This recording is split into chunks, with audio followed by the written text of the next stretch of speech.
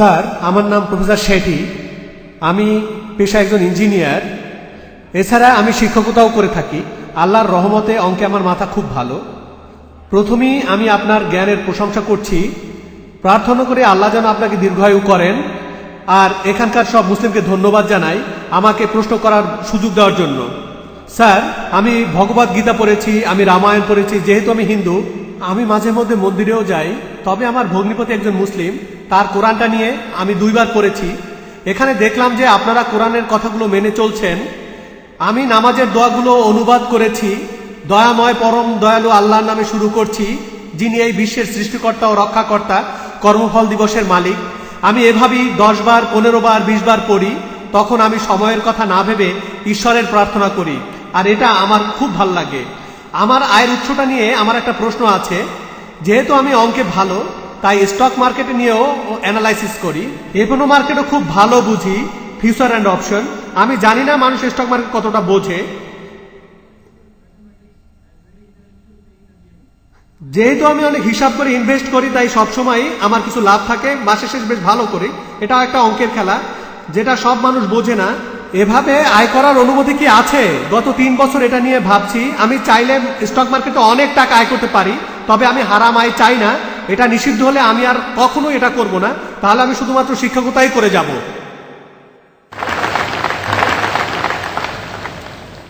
ভাই খুব সুন্দর প্রশ্ন করেছেন। এটাও ভালো লেগেছে যে উনি ভগবদ গীতা, রামায়ণ এসব পড়ার পর 2 বার পবিত্র কোরআন পড়েছেন। এর কথাগুলো মানেন। ওনার ভগ্নিপতি একজন মুসলিম, আর উনি হচ্ছেন অঙ্কে খুব ভালো। আমিও এক সময় অঙ্কে খুব ভালো ছিলাম। স্কুলে থাকার সময় ক্লাস 1 থেকে ক্লাস 9-10 পর্যন্ত ভালো নম্বর কথা পেয়েছি। বলি স্যার, আপনার মতো কাউকে আমি দেখিনি। আর আল্লাহ যদি চান, আমিও আপনার মতো একদিন হব। ঈশ্বর যদি চান, যদি আল্লাহ চান, তাহলে আমি একদিন আপনার মতোই হব। ইনশাআল্লাহ, ইনশাআল্লাহ। প্রথমে প্রশ্নের উত্তর দেই, ইনশাআল্লাহ তারপরে এই সম্পর্কে কথা বলবো। আমাকে প্রশ্ন করলেন যে আপনি স্টক মার্কেটে ব্যবসা করেন, সেখানে বিভিন্ন হিসাব নিকাশ করা হয়, আর আপনি এই গাণিতিক বিশ্লেষণে এতটাই ভালো যে প্রতি মাসেই আপনার কিছু লাভ থাকে। আপনার প্রশ্ন এটা কি হালাল না হারাম?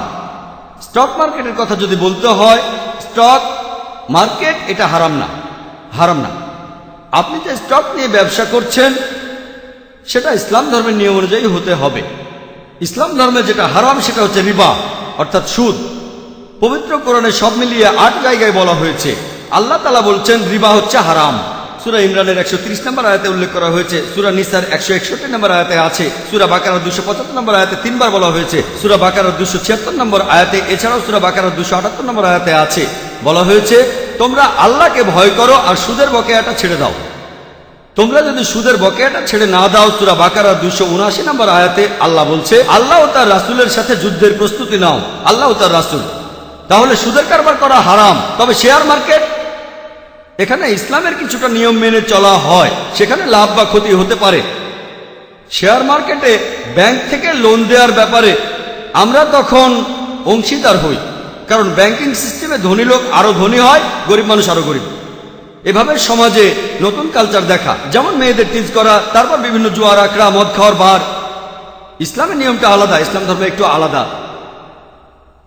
তাহলে ইসলাম আমাদের লাভ করতে উৎসাহিত করে। স্টক মার্কেটে আপনি কি করেন?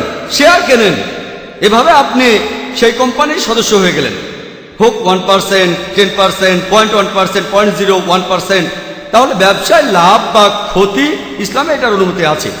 তাই আপনি যদি শেয়ারের ব্যবসা করেন, আর সেই ব্যবসা যদি ইসলামিক শরিয়ার নিয়মগুলো মেনে করেন, যদি আপনি এমন কোনো কোম্পানির শেয়ার না কেনেন যারা অ্যালকোহল বিক্রি করে, যারা সুদের কারবার করে, ফাইন্যান্সিয়াল কোম্পানি হতে পারে, ব্যাংক অথবা কোনো ফাইন্যান্সিয়াল লিজিং কোম্পানি, যেসব কোম্পানি অশ্লীল ছবি বানায় বা পর্নোগ্রাফি, সমাজের জন্য এসব ক্ষতিকর জিনিস। কোনো কোম্পানি যদি এসবে ইনভেস্ট করে, আপনি তেমন কোনো জায়গায় যাবেন না। অ্যালকোহলিজম বা ড্রাগস বা ফার্মাসিউটিক্যালস কোম্পানিগুলো ঠিক আছে। ড্রাগস মানে কোকেন, ব্রাউন সুগার, অথবা নেকেড সিনেমা বানায় তেমন ফিল্ম কোম্পানি। আপনি যদি এমন কোনো কোম্পানি শেয়ার কেনেন, এটা হারাম। দ্বিতীয়ত, আপনি যদি অনুমান করে থাকেন যে এটা জুয়া খেলা, আপনি তো স্টক মার্কেটে আছেন, লোকে শেয়ার কেনে 2 সপ্তাহ পরে সেগুলো আবার বেচে দেয়, হয়তো আগে থেকে জানে অথবা অন্য কোনো কারণে। আর ইসলামে জুয়া খেলা হচ্ছে হারাম। তাহলে আপনি যদি স্টক মার্কেটে ইনভেস্ট করতে চান, কোনো সমস্যা নেই, সেখানে ব্যবসা করেন, এভাবে স্টক মার্কেটে আপনি ব্যবসা করতে পারেন। আর স্যার স্যার আপনি আমার প্রশ্ন থেকে দূরে সরে গেছেন। ফিউচার আর অপশন নিয়ে বলছিলাম, এটা কি আমি বলছি ঠিক? আমি বলছি আপনি 10 টাকা দিয়ে 100 টাকার শেয়ার কিনলেন, তারপর সেটা বছরের পর বছর রেখে এই দিলেন। ব্যাপারে বলছি, আমি সামগ্রিকভাবেই বলছি, একটা পয়েন্ট না। ধন্যবাদ, আপনাকে ডিস্টার্ব করার জন্য দুঃখিত।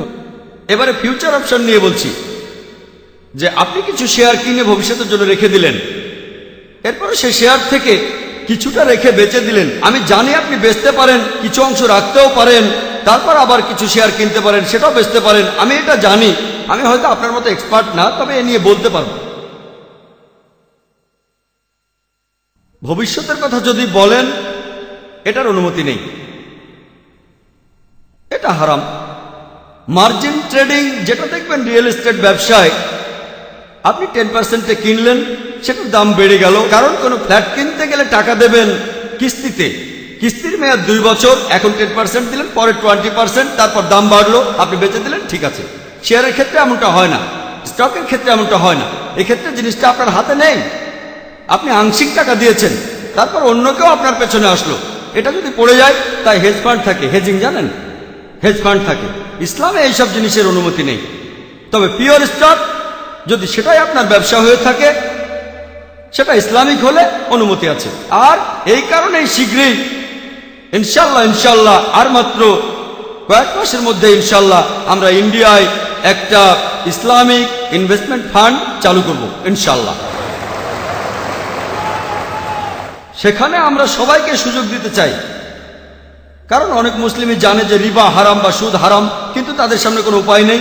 অনেকেই শেয়ারের ব্যবসা করে কিন্তু জানে না এটা হালাল না হারাম, তারপর তারা ব্যাংকের শেয়ার কেনে, অন্যান্য হারাম শেয়ার কেনে, যেমন মিডিয়া, ফিল্ম ইন্ডাস্ট্রি ইত্যাদি। প্রধানত এদেরকে পথ দেখানোর জন্য ইনশাল্লাহ তাদের হালাল আয় করার সুযোগ দিতে চাই। আর সে সময় ইনশাল্লাহ আপনার জ্ঞান কাজে লাগলে আমরা আপনার পরামর্শও নেব ইনশাল্লাহ। তাহলে আমরা আমাদের জ্ঞানকে ভালো কাজে লাগাবো। এরপর আপনি আরো বলেছেন শেয়ারের ব্যবসা করে আপনি অনেক টাকা জমিয়েছেন, এটার অনুমতি না থাকলে আপনি বাদ দেবেন। এভাবে যে টাকা জমিয়েছেন, এটা যদি অনুমোদিত না হয়, আপনি বাদ দেবেন। এখানে আসল কথা হলো আমরা শান্তি চাই ইহকালে আর আখিরাতে। পরকালের যে শান্তি, সেটা দীর্ঘস্থায়ী শান্তি। তাহলে যদি হালাল উপার্জন করেন, ইনশাল্লাহ আপনি ইহকালেও ভালো থাকতে পারবেন, পরকালেও থাকবেন। আমি আল্লাহর কাছে দোয়া করছি যেন শান্তি ও সাফল্য পান এই পৃথিবীতে, এছাড়া পরকালেও শান্তি পান। আশা করি উত্তরটা পেয়েছেন। ধন্যবাদ, ধন্যবাদ, আমাকে সময় দেওয়ার জন্য অনেক ধন্যবাদ। আমি আপনার সব কথাগুলো মেনে চলবো।